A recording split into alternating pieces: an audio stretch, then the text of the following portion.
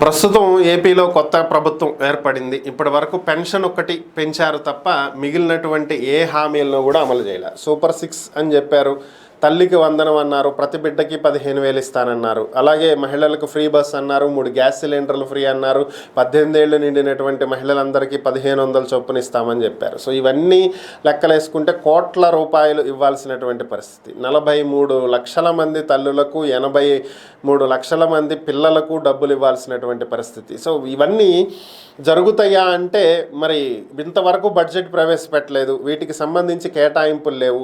తల్లికి వందనం అయితే ఒక ఏడాది తర్వాతే అమలు చేస్తామని లోకేష్ అయితే క్లారిటీ ఇచ్చేశాడు. సో ఈ నేపథ్యంలోనే జగన్మోహన్ రెడ్డి స్పందించడం జరిగింది.